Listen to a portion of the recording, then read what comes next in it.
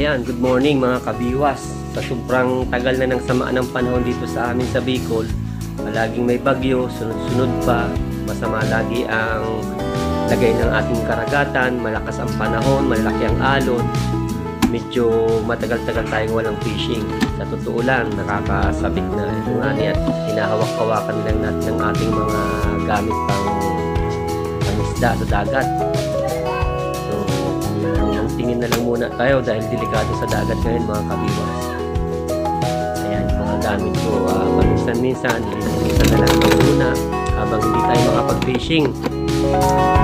So, tingin-tingin na lang muna sa mga nag-upload sa Facebook at saka sa YouTube. At medyo talagang delikado ang lagay ng panahon dito sa atin. Habang masama ang panahon dahil ng mga bagong libangan, sa napagtunan natin pansin ay ang paglalagay ng solar panel. Ayan. So, ganun din ang pagtunan ng sound system, pambahay na video system. Mamaya makita ko tayo mamaya yung paggawa natin. So, unahin natin itong ating solar panel na isang buwan din natin pinasikaso. Solar generator. So, gumawa tayo na 2 kilowatts na wattage ng ating solar generator.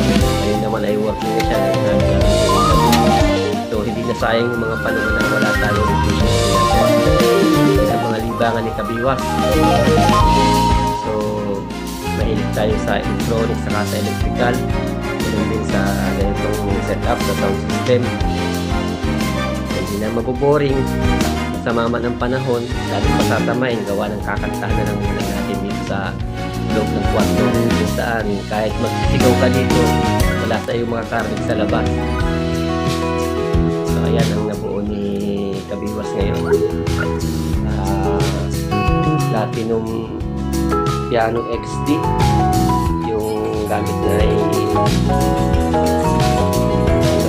na siya gumagamit ng CD ngayon mga kabiwas.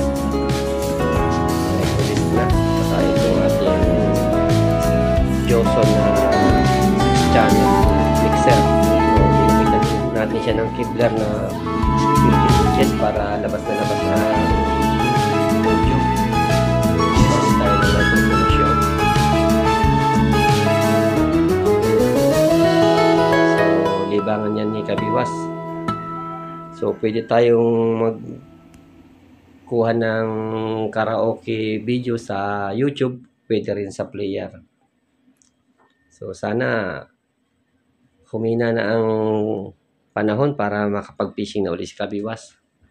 Mga naghihintay dyan, mag-upload pa rin po si kabiwas, nagpapalipas lamang na samaan ng panahon dito sa amin.